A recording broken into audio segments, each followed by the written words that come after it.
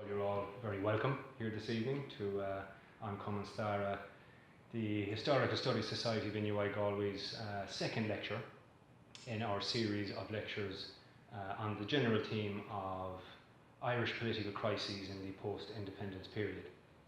I don't know if any of you were here at our previous lecture. Our first one concerned what's generally referred to as the Army Mutiny of 1924, and we looked at some of the historical antecedents and the contemporary context which contributed to that somewhat aborted attempt by some members of the Irish Army to effect change in Irish government policy during that time. And we considered some of the the actual consequences of that aborted mutiny, both in terms of civil-military relations and with respect to the development of the political parties in the state at that time.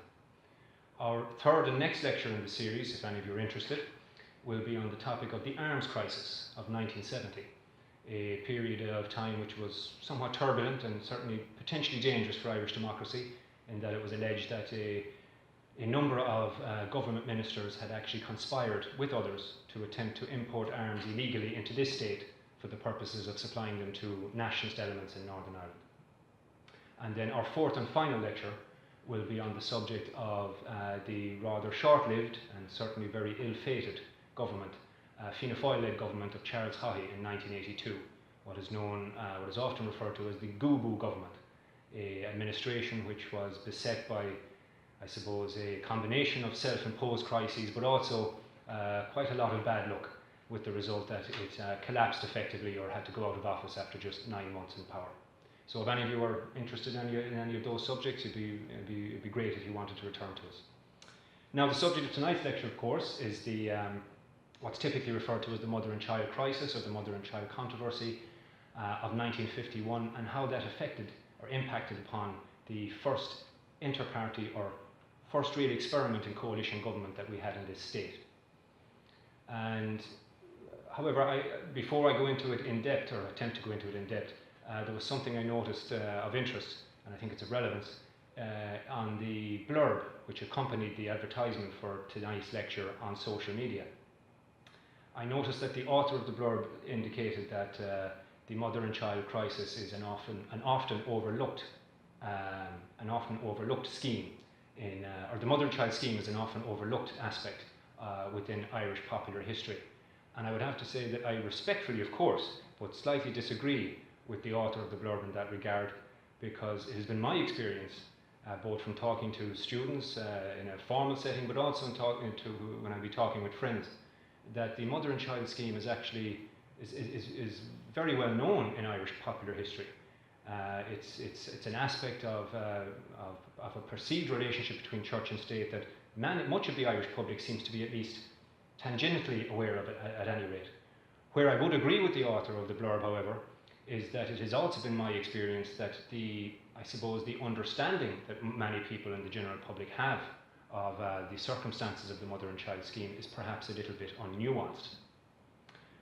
I think it's fair to say that there's a general view abroad in the land that this particular government, from a very benign and positive and benevolent perspective, attempted to institute a scheme whereby postpartum mothers and children up to the age of 16 would be able to avail of free and universal and free healthcare. But that the bishops effectively didn't like this, or they were concerned about it. And they not only did they voice their objections, but they basically walked into government buildings, swung the crow's ears around, knocked the Taoiseach on the head, knocked the Minister for Justice on the head, knocked all the ministers on the head and said, we're not having any of this mother and child scheme business, we want it stopped. And as a corollary to that, the general public view is that the majority of the government, indeed almost all of the government, basically cowered in the corner, afraid of the church, and it said, I'm very sorry, Father, I won't do that again, I apologise. And that only one man, one almost Christ-like figure, Noel Brown, stood in the breach and said, hell no to the bishops, I'm going ahead with my mother and child scheme, I don't care what the rest of the 12 Judas Iscariots around the table say. But that effectively Brown was isolated by the rest of the ministers and was forced to resign. And the second aspect that I think is relatively common amongst popular understanding or popular belief in relation to this controversy is that the fallout, the immediate fallout of these events was that the government fell, the government collapsed. Now, whilst there are elements of truth within those two perceptions, neither of them are neither of them are totally accurate. The reality was much more nuanced than that, and I hope that we'll be able to elucidate that on that somewhat this evening, and I hope that I will be able to demonstrate that that was not entirely the case. So, in order to get a full understanding of the various issues that contributed to the fall of this government and the context in which the mother and child scheme and the controversy surrounding it fitted into that, we have to go a little bit further back and to before the period of this government's formation.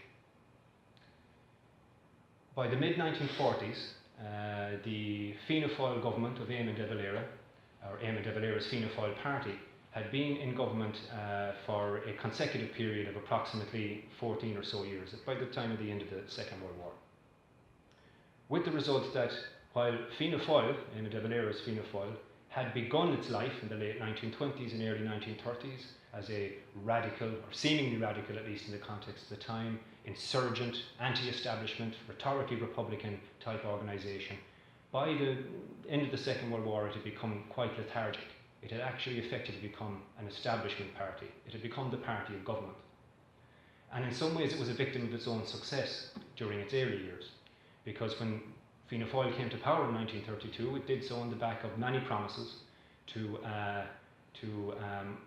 dispense with and to overcome many of the odious aspects of the Anglo-Irish Treaty of 1921, which many Irish nationalist people found to be disagreeable.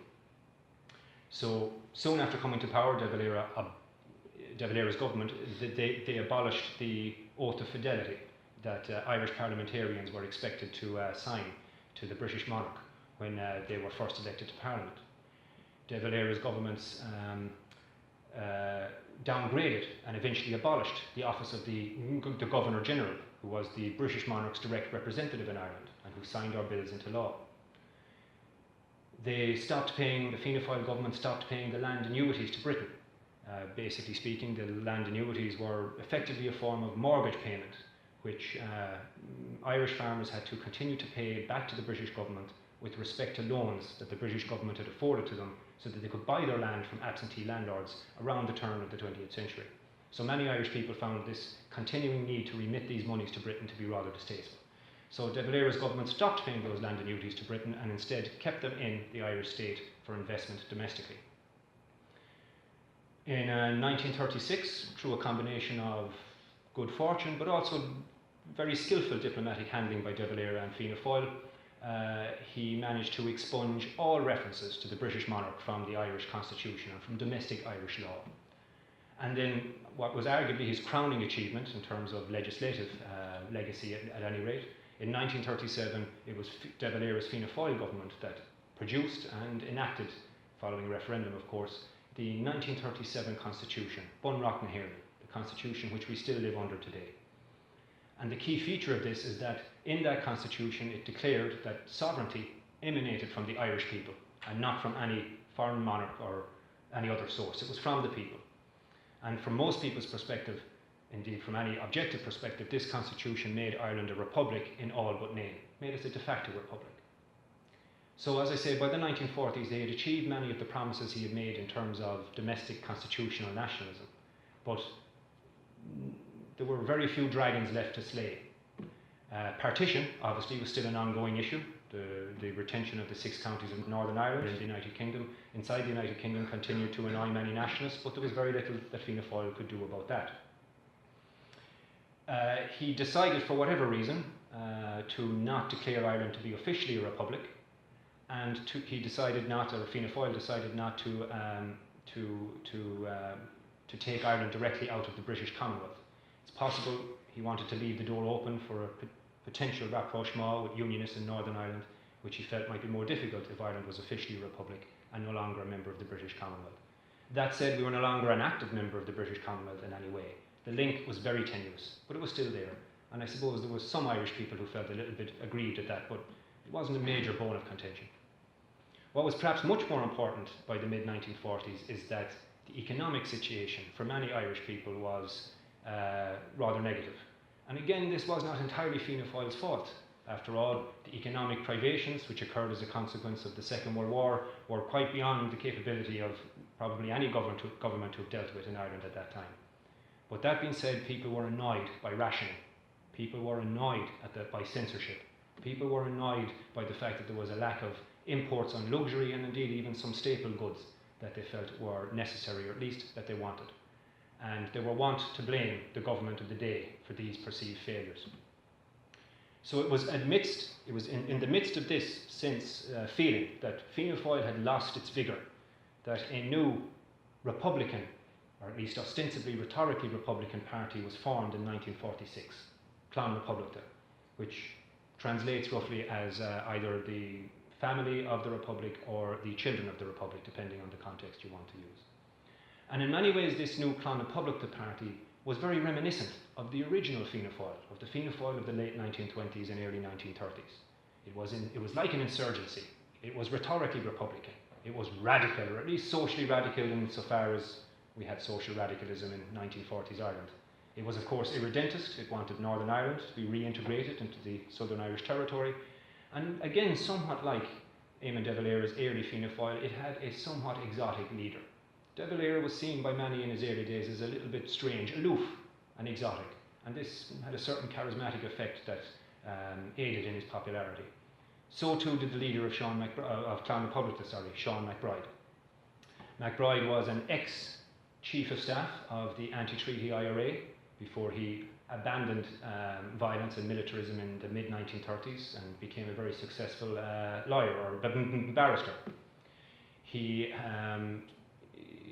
spoke English with a rather pronounced French accent, as he had been born in Paris and lived there for some time, and this added to his somewhat exotic appeal. And also, somewhat perhaps incongruously, and maybe a little oxymoronic in terms of Irish culture, he was perceived by many to be of Irish Republican royalty. He was the son of Major John MacBride, a 1916 veteran and martyr from many people's perspective, who was executed by the British. And his mother was Maud Gonne MacBride, who some of you may know was a very active nationalist and feminist in her early years and around the period of the 1916 Rising and for some time thereafter. So MacBride had a lot of the attributes that were necessary for an Irish populace who were eager to move direction, perhaps, or for a segment of the Irish populace who were eager to move direction. And De Valera and Fianna Fáil quickly realised that Clann República was a potential threat, because its type of rhetorical republicanism, its insurgent type attitude, its nationalism, it was the very type of ideas and ideology that was likely to appeal to Fianna Fáil's natural support base. And indeed, in its very early days, Clann República demonstrated its potential for success, because after just a year and a half in existence, it already had 2 TDs in the Dáil, having won both of those seats in by-elections from Fianna Fáil candidates effectively. They should have actually been Fianna Fáil seats based on the demographics. So De Valera was quite concerned about the threat posed by Clann República, and this is why he opted in 1948 to call a snap general election. He had no need to call an election in 1948. De Valera had a sufficient parliamentary majority in the Dáil. But recognising that Clann República had the potential to do to Fianna Fáil what Fianna Fáil had done to Cumann Staire in the late 1920s and early 1930s, Eamon de Valera thought it best to try and stymie the growth of this new party by forcing it into a widespread nationwide general election before it had time to fully organise itself and to professionalise and streamline its organisation. And in this regard, De Valera's gamble paid off rather well. As you can see here from the election results, Fianna Fáil returned with 68 seats, which meant it lost its overall majority, yes, but crucially and importantly for the long term, Clann República only gained 10 seats. Now, from the perspective of those of you who might have an interest in Irish political history, for a young political party less than 2 years old to gain 10 seats in a general election is actually quite phenomenal. We have examples here of parties who could take up to 30 years in one case to get a single seat in the Irish Parliament. But from Clonlapublita's perspective, therefore, it would look from a prima facie perspective to have been quite an achievement. But from their own perspective, from Clonlapublita's perspective, it was very disappointing. They had put up over 90 candidates in that election and had been hopeful of at least, if not displacing Fianna Fáil, of doing significantly more damage to Fianna Fáil and gaining significantly more seats. They were certainly hopeful of gaining somewhere in the region of 45 to 50 seats. So this 10-seat return for Clonlapublita was quite disappointing. Nevertheless, almost all of those 10 seats were effectively Fianna Fáil seats. So Clonlapublita had prevented Fianna Fáil from returning to government. The question now is what was going to happen next. And as you can see again when you look at the numbers, it was clear then to commentators at the time and to members of the various political parties that of all the other political parties in the Dáil and a smattering of independents combined together, they could actually form an alternative government to Fianna Fáil. The problem, however, was that these various political parties were on a spectrum of ideology which for many of them placed them quite at variance with their prospective coalition partners. Fine Gael at the time was regarded as a pro-Commonwealth and in some people's minds almost pro-British, centre-right, fiscally conservative and socially conservative political party.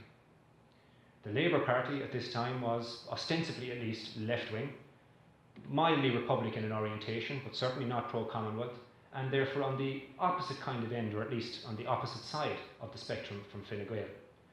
The National Labour Party, also ostensibly at least left-wing, and would in theory have shared much of the ideology of the Labour Party, but in actual fact National Labour and the Labour Party were quite negatively disposed towards each other. The National Labour Party being a splinter group which had left the mother Labour Party in the mid-1940s because those who came to join National Labour were concerned that the official Labour Party was riddled with communists. Now, the extent to which communistic influence actually did exert itself in the Labour Party is quite debatable, but the point is this was the perception. So there was a lot of antipathy there. The next party, Clann Talún, which translates roughly as the children or the family of the land, was a rural-based party which largely looked after agricultural interests and primarily the agricultural interests of what could be regarded as the smaller farmer, which was again regarded as being at variance with that of Fine Gael, who many perceived to be looking after the interests of the larger farmer. Then of course we have Clonlapublita, which we have explained, and then lastly we had 12 independents from which these various parties could try to choose. And these independents were, well, they were on a spectrum themselves in terms of where their particular ideologies lay. But many of them were likely and understandably more concerned with local constituency issues rather than with national ideological issues.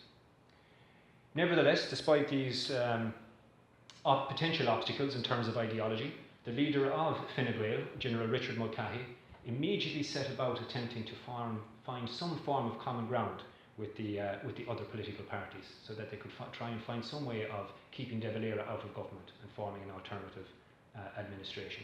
So he entered early negotiations with Clonlapublita, with the Labour Party, Clann Talún, and a number of independents, about 6 independents, who were kind of represented by a nominal leader, James Dillon, himself a former member of Fine Gael.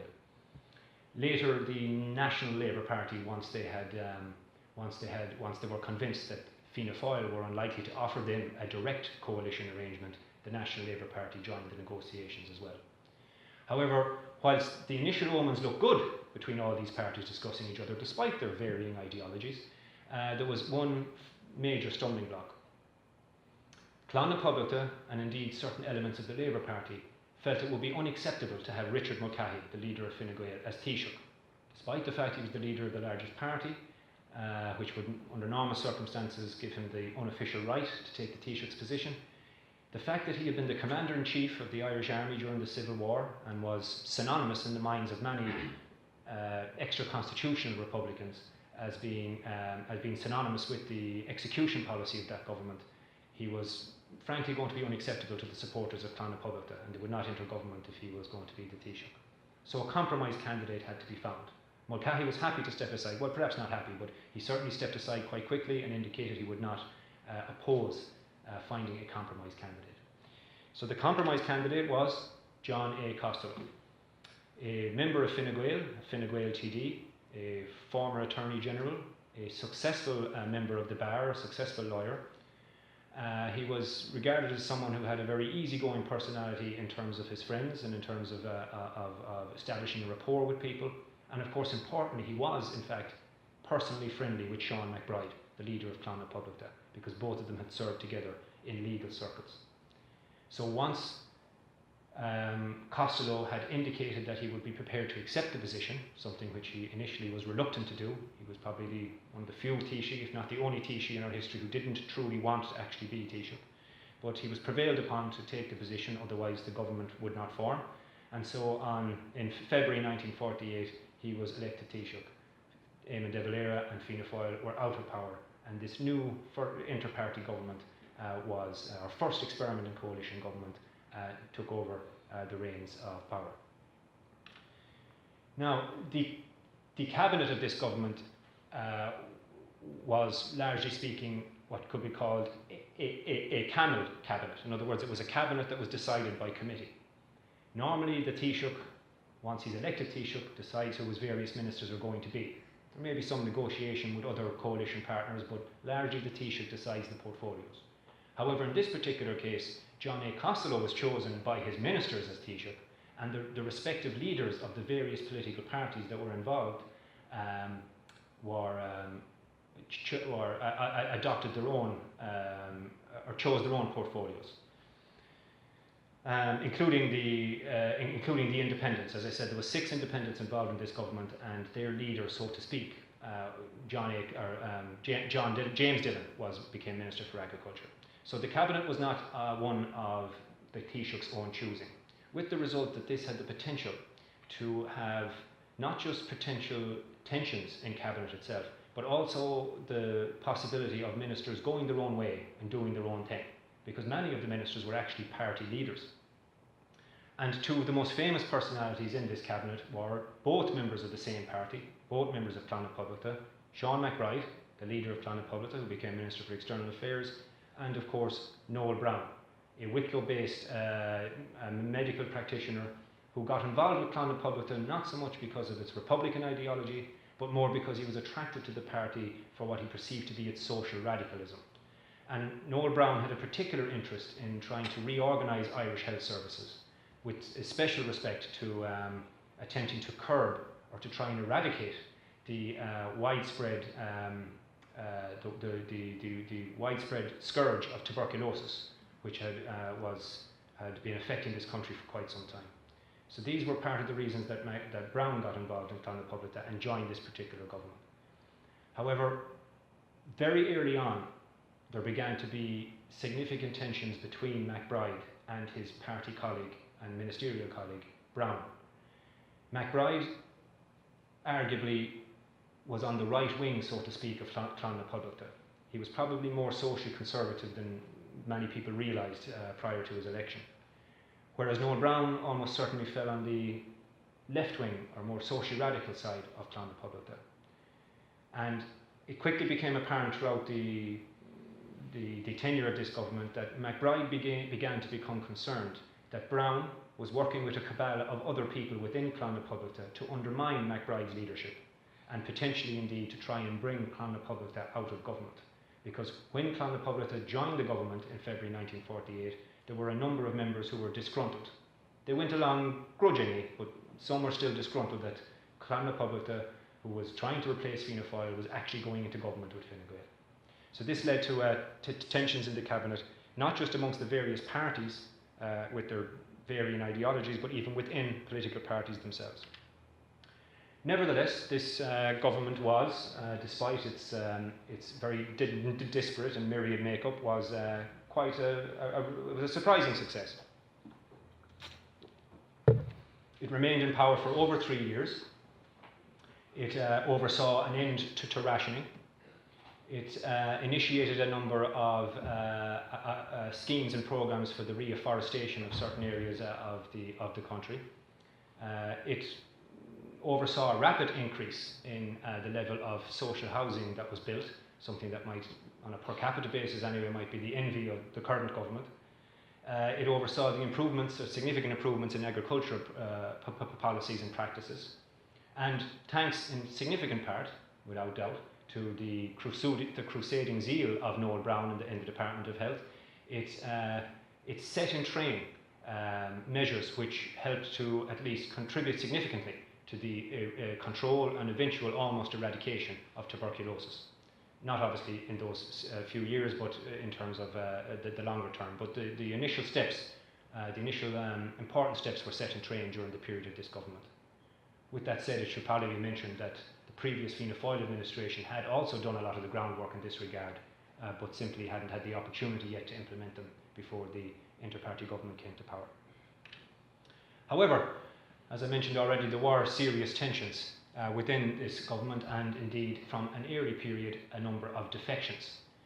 As I outlined already, there was ideological tensions within the cabinet which led to occasional difficulties and some personality clashes. There were examples of ministerial solo runs, as we might know them now, examples where certain ministers almost breached or certainly pushed to the extreme the concept of collective cabinet responsibility, making statements out in the Dáil or in public which were somewhat at variance with agreed government policy, which resulted in the Taoiseach having to come out and say, well, such and such a minister said that in a personal capacity, it's not reflective of government policy. And this obviously led then to further tensions within the cabinet. There were defections, even from an early period, from some of the smaller parties. Just months after the new government was formed, one Clan na Poblata TD resigned from the party and moved to the opposition benches because he was aggrieved, or he opposed Ireland's decision to accept martial aid from the United States. And then as the tenure of the government progressed, there were other defections. Some other Clan na Poblata people left due to difficulties they had with the leadership of Sean MacBride. Some of the independents refused to support the government. One, for instance, withdrew their support from the government. One, for instance, an independent TD who, I suppose, arguably represented old unionist or former unionist opinion in East Donegal. He withdrew his support from the government because Ireland left the British Commonwealth. Actually, did I mention that? This particular government also declared Ireland to be a republic. I think I should have mentioned that earlier, and made the decision to leave the British Commonwealth. So this particular TD left the government, or withdrew support from the government on that basis. So by early 1951, the government was in somewhat of a precarious position. Its majority in the Dáil had been reduced, or its assured majority in the Dáil had been reduced to about 4. And of course, as we know, there was internal disputes within Clan na Poblata. And it's in this context that we have the mother and child scheme and its potential controversy, or its actual controversy, contributing in part at least to or further contributing to the difficulties that this government endured. Originally, the mother and child scheme, which was a scheme which proposed to provide free universal health care for children up to the age of 16 and for postpartum mothers. Originally, this scheme was actually was part of a Fianna Fáil initiative. It had been part of Fianna Fáil's 1945 Health Bill and subsequently came into law as part of Fianna Fáil's 1947 Health Act. And the important aspect here is that it was meant to be free and it was meant to be universal. Originally, it was not intended for there to be any means test, as it might be known, or any assessment of a person's or of a family's wage or of a family's resources in terms of whether or not they would receive free medical care. And in many ways, it was reflective of the time, because it was reflective of what was going on in Britain in the post-Beveridge period, in which Britain was moving towards a national health service. However, it was opposed, as in the entire Act actually, was opposed by a number of sections of Irish society while Fianna Fáil were in government, including Fine Gael. Fine Gael opposed the 1947 Health Act on a number of grounds.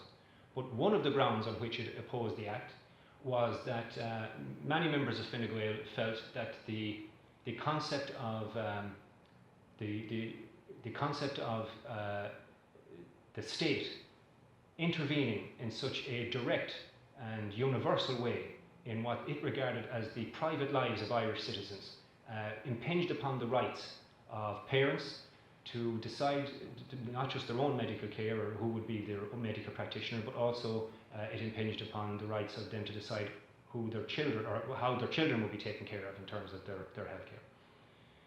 Also, there was opposition from the Irish Medical Association, although it was more particularly a segment of the Irish Medical Association, what was known as the Private Practitioners Group. Now, this group opposed, well, it's almost certain that this group opposed this particular mother and child scheme on the basis that they felt it would be a threat to their livelihoods. Many medical practitioners or local GPs were effectively sole traders. They had their own little independent business and they charged the fee they wanted to charge for whatever medical procedures or whatever medical care they provided to their patients or, if you wish, their customers. And their concern was that if a universal free form of healthcare was introduced for postpartum mothers and children, well, obviously those mothers would bring their children to the medic who was offering the free service under the government scheme, with the consequence that unless the local general practitioner entered the scheme himself, and they were mainly all men, then he would lose the custom of that entire family. Moreover, some of them were also worried that even if they did enter the scheme, they would end up effectively becoming civil servants. They would become salaried medics, paid for by the state, and therefore subject to the whims of the state in terms of how much the state wanted to pay for specific medical procedures. Therefore, they were opposed, at the very least, they were opposed to this act on the grounds that they felt it threatened their livelihood and their existence. And finally, even before the inter-party government came to power, the Irish hierarchy had some minor concerns about the 1947 Health Act. Although ironically, in the context of the concerns or the controversy that would emerge later, they didn't really have anything to do with a means test or from an economic perspective. In fact, the Irish hierarchy became concerned and indicated to Fianna Fáil that they had issues with this act because they themselves had been lobbied, indirectly perhaps, by some of the female religious within their own congregation, in other words, the nuns. Because some of the nuns were concerned about aspects of the act in which children in school will be subject to mandatory health inspections under this new act. And these female religious, for whatever reason, but their ostensible reason anyway, for opposing this, was that they felt, again, it would be an unwarranted invasion of the private life of the family to make parents subject their children to health inspections when those parents may wish to choose a different medic or find alternative means of doing so. So the hierarchy were actually kind of lobbied by their segments of their own congregation and their female religious to indicate that they had objections to the act to Fianna Fáil. And Fianna Fáil and De Valera very quickly moved to assuage the fears of the hierarchy in this regard, and they took out the compulsory aspect of children being assessed in school. And it simply, however, they did get around it rather intelligently. What they insisted upon was that if a child wasn't going to be inspected by the official medical inspector in school, then some other means would have to be demonstrated to prove that the child was getting adequate private care elsewhere. So, and also, of course, there was because of the concerns of the Irish Medical Association, De Valera had opted not to implement the scheme while he was still in government, while he was still attempting, and his Minister for Health was attempting to find some means to assuage the concerns of the medical profession. Like I said, the hierarchy had been handled, it would seem, for the moment, but the medical profession continued to object to the act, and so and continued to object to the mother and child scheme. So De Valera put it on hold. But of course, events overtook him, 1948 general election, and so it fell to Noel Browne as Minister for Health in the new administration to decide whether or not to implement the scheme. And this is where we get to a significant amount of confusion and conflict. At a cabinet meeting in June 1948, Browne brought to the cabinet proposals with respect to the mother and child scheme, which he was now responsible for either implementing or not implementing.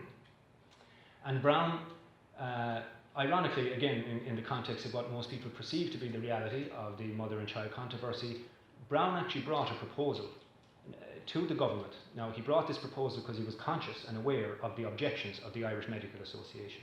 So he brought a proposal to the government in which an amendment would be made to the Act in which he, as minister, or any subsequent minister, would have the power to decide if certain classes of person should be exempted from the free universal healthcare. In other words, that certain classes of person, maybe a person with a certain income level, would be expected to pay for their own care. So in other words, he was proposing an amendment which had the potential, at least, to move away from the universal free no means test form of mother and child scheme.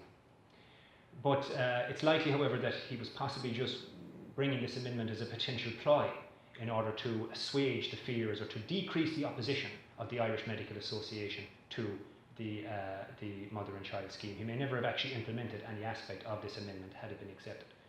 The important point here, however, is that according to Brown, the government rejected his potential amendment, and so left him, he claims, with the impression that the government wanted the scheme to be implemented as it was, namely free, universal and no means test, free to everyone. This was Brown's alleged or claimed perspective on that meeting, and thus he operated as Minister for Health for the next 2.5 or so years with, according to himself, that view in mind, that at that government meeting the decision had been made that the mother and child scheme would be implemented with no means test, and that was government policy. Now, the Taoiseach, John A. Costello, subsequently later provided us with a different perspective on this. He claims that the only thing the government rejected at that meeting was the specific proposal that Brown produced in relation to the amendment to the mother and child scheme, and that the government expected him to return with further proposals or different proposals, and that importantly the government did not make a collective decision that there would definitely be no means test, that there would be no assessment of resources for prospective patients under the scheme. So this is where there is confusion and conflict in terms of the evidence between both Brown and effectively the rest of the government, but certainly Costello and the Taoiseach. So Brown continued, as he claims, believing that the government supported ultimately in principle the concept of free healthcare with no means test, and he felt that the hierarchy was not an issue. So he continued his negotiations, intermittent, sporadic, and sometimes rather testy negotiations with the Irish Medical Association to try and convince them that they needed to come into the scheme or to at least accept the scheme and not oppose it. Because from Brown's perspective, the Irish Medical Association, the medics, the practitioners, they were his difficulty, they were his opposition. However, in October 1950, the hierarchy steps back in again. As I say, Brown had been attempting to negotiate, so to speak, with the Irish Medical Association, and there did not seem to be any particular worries or concerns on the part of the hierarchy at this point.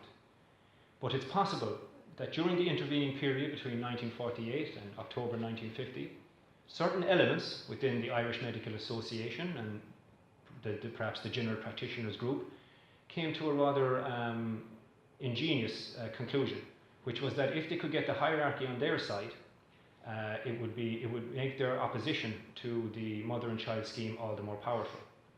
So rather than emphasise alone their concerns, that's the Irish Medical Association's concerns about the potential threat that free healthcare presented to their livelihood, they emphasised the importance of a means test as a method of ensuring that good Roman Catholic women would not end up going to the wrong type of medic in order to receive advice about gynecological care or anything to do with their children.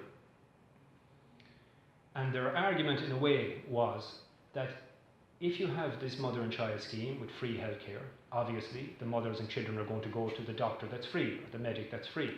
But how do you know that medic is going to be a good Roman Catholic? I mean, for all we know, that medic could have been trained at that bastion of godlessness, that bastion of atheism and communism, and worse still, Protestantism, that is Trinity College Dublin. So there was every possibility then that a good Roman Catholic mother and her children going to her free medic for her free medical care was going to be advised by that medic to possibly use contraception, or worse still, if there was issues with pregnancy, to contemplate an abortion abroad, or worse still, engage in abstinence and not give in to her husband should he put forward his advances to her. So these were matters which, had a moral implication from a Roman Catholic perspective. And it's likely that some elements of the Irish Medical Association made these known to various members of the hierarchy. With the result that in October 1950, the hierarchy, under the general leadership of Archbishop John Charles McQuaid from Dublin, began to make their concerns known both to Browne and to the government with respect to the mother and child scheme, arguing on much the same basis as the Irish Medical Association that the scheme required a means test in order to effectively ensure that there was an element of choice for parents, that parents could be sure then that they could pick the right medic that had the right kind of Roman Catholic ethos or ideology, and of course that their individual right as a citizen would not be impinged upon by a dictatorial or totalitarian type of state medical service. Because McQuaid and some other members of the hierarchy, ostensibly at least, were also fearful that perhaps the mother and child scheme could end up resulting in a form of socialisation of medicine. And of course, socialisation or socialism is only one step away from godless communism, so we can't be having any of that. However, in meetings with Browne, and Browne immediately tried to assuage the concerns of the bishops, again somewhat contrary to the view that is often abroad in the land that Browne was ready to stand up to the Roman Catholic Church. He actually quite went out of his way to allay any fears on the part of the bishops, at least in some respects. He guaranteed effectively to the hierarchy that there would be no element of compulsion, that parents would be free to choose the medic of their choice, and that if they had any concerns about the type of education young mothers might receive from their medics, then again the Department of Health would be prepared to work with the hierarchy in order to assuage any concerns in that regard. However, and again here's where there is some confusion, because according to Browne, or at least he felt at the time, that when he finished his meeting with the hierarchy, he had allayed their concerns, their moral concerns about the potential for, the corruption of Roman Catholic women by an improper medic, and that the hierarchy didn't have any real concerns about the means test at all. And so he proceeded then, in the latter part of 1950 and into 1951, with the view that he had assuaged the Roman Catholic hierarchy's concerns in this regard, and that he now had to continue with his difficulties with the Irish Medical Association only. However, Costello, the Taoiseach, and John Charles McQuaid seem to have different interpretations of this. Apparently McQuaid, according to Costello anyway, McQuaid told Costello that Browne effectively didn't want to talk about the means test and ignored almost the hierarchy's concerns about the means test. With the result anyway that Costello therefore continued in the background to try and negotiate indirectly on behalf of Browne, so to speak, with the hierarchy, or he operated as a go-between, attempting to contact Browne regularly to see, are you addressing the issue of the means test in a fashion that would be suitable or would satisfy the hierarchy? And Browne's response on most of these occasions was, or at least on the occasions where it occurred, was, well, I've satisfied the hierarchy. Their concerns were to do with moral issues. They've been satisfied. They have no problem with the means test. It has no effect on Catholic moral teaching, or words to that effect. So Browne continued then with his attempted negotiations, such as they were with the Irish Medical Association. However, the Medical Association continued obstinately to refuse to accept the mother and child scheme. And they knew they could do this because they knew they had the backing of the hierarchy. Nevertheless, Browne decides to publish the details of his proposed mother and child scheme with no means test in March 1951. Again, still believing that he had his ecclesiastical flank covered, because he believed that the hierarchy were not really concerned about the means test, only about the education of women by medics. However, once seeing the publication of the details of the scheme, McQuaid immediately contacted both Browne and Costello, Archbishop McQuaid contacted both Browne and Costello, indicating his sincere, and the hierarchy's sincere and genuine moral objections to the scheme. The scheme with no means test, as it stood, was, as far as he was concerned, contrary to Catholic social teaching. And in this regard, Browne now, in cabinet, with all of his cabinet colleagues around him, arguing with him that he has to find some other way of bringing in a means test so that he can assuage or allay the fears of the hierarchy, and the Irish Medical Association as well, because the government now, they were fully cognizant of the fact that they had these two very powerful segments of society coming at them.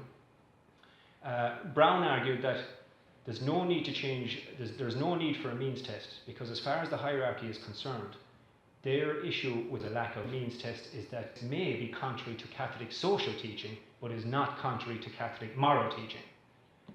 Now, this is a somewhat academic perspective perhaps for Brown to take, a little Jesuitical almost, if you will, but ultimately McQuaid had little time, the Archbishop McQuaid had little time for dealing with these kind of semantics, and he was quick to explain once this had been passed on to him, I assume by Costello, that as far as the hierarchy was concerned, Catholic social teaching, or Catholic moral teaching, Catholic social teaching is moral, or they amount to the same thing in the context of the mother and child scheme.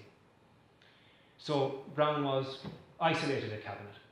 The rest of his colleagues wanted the scheme to be stopped. Brown was adamant it had to go ahead. He was also adamant that the government had already agreed for it to go ahead in 1948. But the rest of his Cabinet colleagues turned on him effectively, and his own leader of his party, Sean MacBride, requested his resignation. And we should recognise, of course, that MacBride was already on the outs with Brown, because he had been beginning to suspect during the tenure of the government that Brown was conspiring with other members of Clonopulbita against him, against Sean MacBride. So in a way, this actually suited MacBride. The need to push Brown out of Cabinet and to undermine him and isolate him suited MacBride's purposes. So with Brown isolated and following his resignation at the request of MacBride, he leaves office in April 1951. And so the Mother and Child scheme now comes under the purview of the new Minister for Health, who was the Taoiseach, John A. Costello, who took over that portfolio in the meantime, and the Mother and Child scheme was put on hold. So the fallout from the Mother and Child scheme was clearly significant embarrassment for the government, because it was very public. Soon after his resignation, Brown published a significant number of letters and correspondence that he'd had with the hierarchy in the Irish Times. Again, the Protestant paper. Things couldn't get much worse as far as the government was concerned, or certainly the hierarchy. And so it exposed, or it appeared to expose, the extent to which the Irish Roman Catholic Church was influencing government policy, was demanding that government change policy, and it effectively made the Minister for Health resign. This led to further defections within Clonopulbita, because obviously Brown is now out of Clonopulbita. He joins the opposition, becomes an independent TD, but he is joined by one other Clonopulbita TD who sides with him. So this leads to the government having a reduced majority in the Dáil. However, contrary again to the general public perception of this particular period in our history, the government actually survived the mother and child controversy. Yes, there was fallout, yes, there was political embarrassment, and yes, there was defections from the government benches over to the opposition. But the government did not collapse and the government did not fall. It still had a slight, but still a working majority in the Dáil. And when we consider the actual event which immediately precipitated the government's fall, it appears on balance to be rather innocuous. I mean, this government had survived numerous defections. It had survived the controversy, the major controversy of the mother and child scheme, and in which there appeared to be some kind of a conflict between the church and the state. And yet, what brought it down in the end was actually milk. The Minister for Health, James Dillon, the Minister for Health, had been eager to curtail the price of milk in order to make it more cheap for export and obviously potentially for domestic consumption. But the Irish milk producers, particularly the Irish Creamery Milk Producers Association, wanted an increase in the price of a gallon of milk. I think an increase of about 4 pence or 6 pence a gallon or something in that region. The Minister for Agriculture, James Dillon, was adamant that there would not be any such increase. Eventually a compromise was found, a slight compromise amongst the government, that is, in which I think the subsidy for the price of milk was increased by 1 penny, but this was not enough for many of the Irish creamery milk producers, with the result that they voiced their opposition, and a number of Clonatalan TDs and a number of independent TDs who had agricultural, whose constituency was were agricultural or rural-based constituencies, basically told the government they were withdrawing their support due to the way that James Dillon was treating the milk producers. And it was actually this that immediately precipitated, in real terms, the eventual fall of the government, or the decision by Costello to dissolve the Dáil, because he recognised that with the loss of these extra TDs, these rural-based TDs who were concerned about the issue with the price of milk, that it would be virtually impossible for the government to win its next vote on the agricultural estimates in the Dáil. Fianna Fáil and the rest of the opposition would combine together and the government would be defeated, and it would be a serious embarrassment and a setback. So he felt it was better to dissolve the Dáil. And so this particular parliament was dissolved in May 1951, and the first inter-party government, or first experiment in coalition government, was now out of power. So, what were the consequences of the mother and child crisis? Well, first of all, it demonstrated that coalition governments can work. They may not always work very smoothly, but they can work. Fianna Fáil can be defeated. And it was, I suppose, for all future coalitions, for all future coalitions that would come later, the reasonable success of this one. I mean, it had lasted 3 years and 4 months, which is about 3 years and 2 months longer than anyone had expected it to last when it was formed. So from the point of view of future political parties, they felt that coalitions, if properly handled, properly managed, they can work. It arguably led to the rejuvenation of Fine Gael. Prior to getting into government, or prior to forming part of the inter-party government in 1948, Fine Gael had been on a slow but regular downward trajectory in terms of its support base. In fact, it scored its lowest support level ever up to that point anyway, of about 19.5% in 1948. And so by virtue of being in government, it demonstrated to people that Fine Gael could still be a natural party of government, or a potential party of government. And it also had the advantage of re-energising its support base and its activists, to the extent that they were now prepared to go into the future and try to expand upon the growth of the party. Conversely, being in government led to the deterioration of Clonla Publica. What had started as a vibrant insurgency, an anti-establishment party dedicated to changing things, it became synonymous now with many people now perceived it to have been simply a prop for Fine Gael and a prop for the other parties in the inter-party government. And of course the internal tensions which came with being a young party and moving so quickly into government against, I suppose, the desires of a number of its own TDs, but also of a significant segment of its own support base, meant that it was tarnished. It had gone into government with the old enemy of Fine Gael. I mean, from the perspective of many people who supported Clonla Publica, there could be no greater treachery. And consequently, in the general election of 1951, Clonla Publica was reduced to just 2 seats, and it never again gained anything more than 3 seats before it eventually dissolved in 1965. Another consequence of this, of the first inter-party government being in power, is that it led to the reunification of the Labour and National Labour parties. The experience of working together in government had dissipated much of the antipathy between these two organisations, with the result that they reunified in 1950 and formed the United Labour Party once again. There were some negative effects with respect to Northern Unionism, in that the consequences or the controversy of the mother and child scheme and the public fallout from it left many Unionists with the conviction now that Edward Carson had been right and James Craig had been right, and that home rule really did mean Rome rule. And then the Declaration of Ireland to be a Republic in 1949, the Republic of Ireland Act. This had both positives and negatives. Domestically speaking, it was quite positive in that it finally quashed the issue of what Ireland's status was. And the notion of arguing at election time that you should vote for us because we were going to do something about the Republic, that was now taken away. It allowed a lot of Irish people to at least focus on, or to put greater focus on economic or social issues rather than constitutional ones. That being said, it also had a certain negativity from a nationalist perspective, in that it arguably solidified the position of unionism in Northern Ireland, because the passing of the Republic of Ireland Act here prompted the British to pass the Ireland Act 1949 in London, which effectively gave a veto to Northern Unionists or to the Northern Ireland Parliament on any potential agreement that there might be between this state and the British state vis-à-vis Northern Ireland. And of course it led to the lionisation of Noel Browne.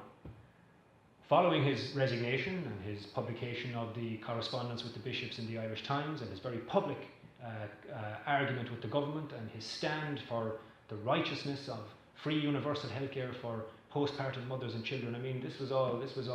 I mean, how can anyone argue with this? This is hero stuff. He stood up against the vicious church and a compliant government and stood by his principles. And as a consequence, he has become something of a tragic hero.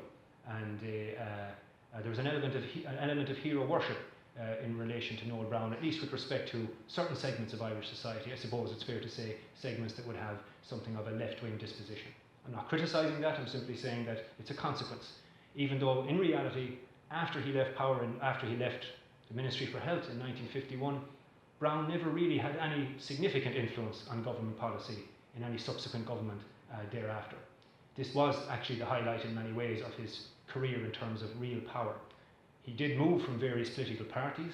He was in the Labour Party for a while, he joined Fianna Fáil for a while, he formed at least two, I think, parties of his own, but as I say, this was the period of time in which he had a real ability to make an effect. But as I say, he became lionised in certain circles thereafter. And then, of course, a long-term consequence is the perceptions of the relationship between church and state. As I said at the beginning, for many people, this was the mother and child controversy was an example of an overbearing, dictatorial, and extremely powerful Roman Catholic hierarchy telling the government what to do, and forcing the government to back down. But in reality, it wasn't as simple as that. As I outlined early on, the Fine Gael party had actually opposed the 1947 Health Act while in opposition before De Valera left power in 1948. And there were sections of the Fine Gael party, possibly even and arguably even the Taoiseach himself, who had serious concerns about this mother and child scheme and the absence of some kind of a means test. We have to realise that ideologically speaking, certainly the Fine Gael party, but also some elements even of what could be the right wing, so to speak, of Clonmel Publica, did have genuine concerns about the potential socialisation of medicine in Ireland, about the potential for the Irish Department of Health to become an overbearing influence in the life of individuals and of families.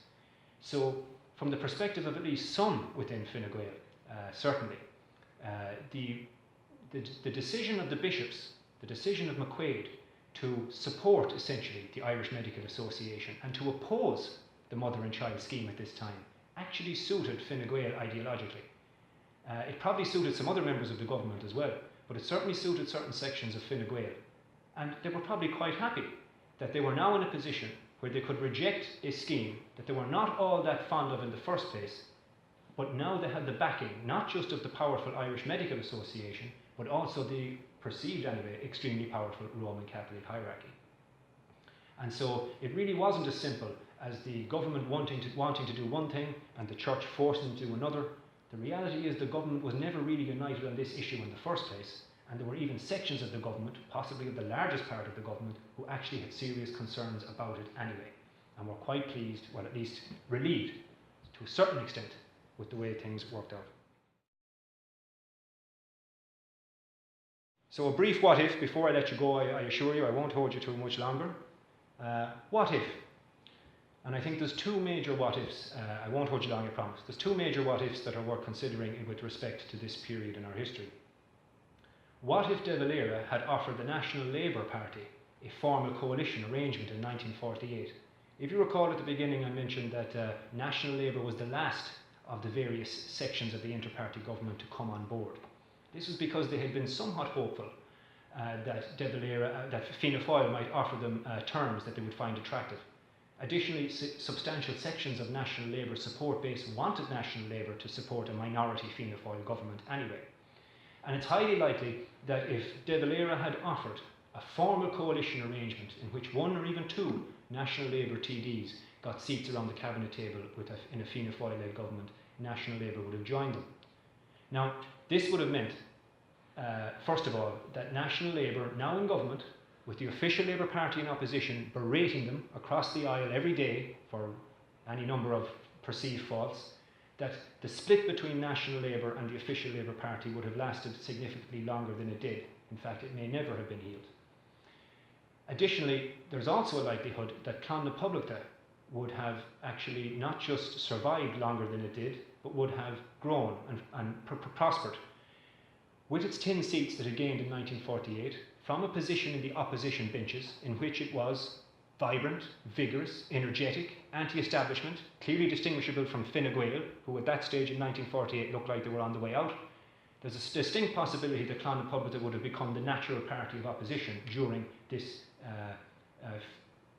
alternative timeline in which Fianna Fáil and National Labour are in government, with the potential consequence that Clann na Poblachta would actually have gained even more seats in a subsequent election and would likely have taken them from Fianna Fáil.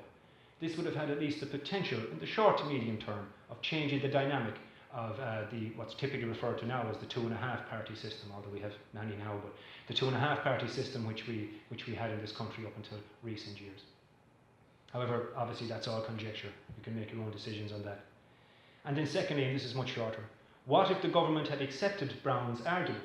What if the government had accepted in 1951 that Brown was right, that the hierarchical objections, the objections of the hierarchy to the mother and child scheme were based merely on Catholic social teaching and not on the much more serious matter of Catholic moral teaching or of Catholic ethics, and that the government should go ahead and implement the mother and child scheme as it was, free, with no means test, implement it anyway, irrespective of what the Irish Medical Association said and irrespective of what the Roman Catholic hierarchy said.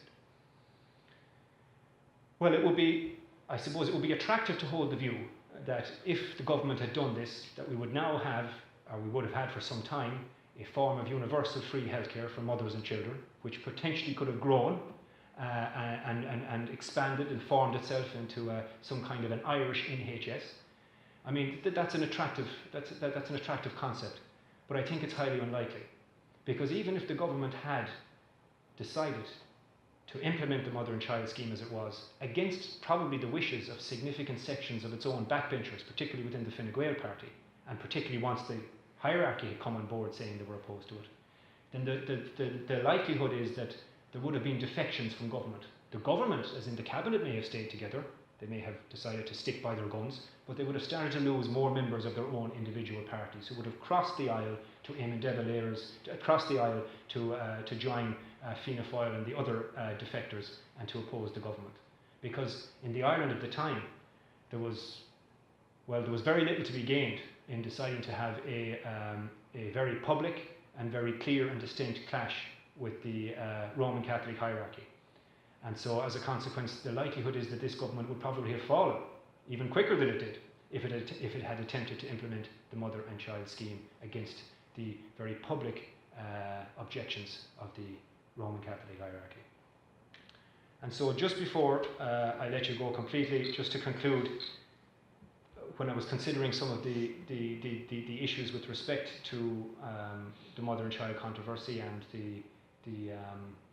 I suppose the popular public perception of it and its relationship, or its the effect that it had on church-state relations, I came to the view that the controversy surrounding the mother and child scheme is often cited by those who are highly critical of the Roman Catholic Church as an example of the overweening and often malign influence that the black-clad men of the religious orders exerted upon Irish society at that time.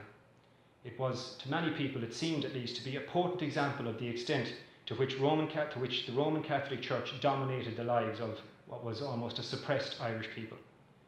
Personally, I find this hypothesis to be a little too perfect in that it serves to almost absolve Irish society and Irish people of responsibility for their own actions, be they in their personal conduct or through their expressions via the ballot box. Rather, I would at least entertain the possibility that often the seemingly powerful men within the Irish hierarchy were not so much dominating their flock or leading their flock as they were following the direction that their flock wished to proceed. At various stages prior to and after we achieved independence, many within Irish society were clearly prepared to defy the wishes of the church authorities when it so suited them. Even Eamon de Valera, a man regarded by many as an obsequious follower of the church, was himself, along with many supporters, excommunicated for defying the hierarchy during the period of the Irish Civil War. Ultimately, we must consider that it was Irish society and Irish people that allowed the establishment of mother and baby homes and Magdalen laundries, and who ignored the abuses therein. It was Irish society that continued to vote for socially or morally conservative candidates at election times. It was Irish society that accepted and perpetuated a patriarchal approach with respect to the evolution or indeed the restriction of women's rights. It was Irish society that voted to insert the 8th Amendment into our Constitution in 1983.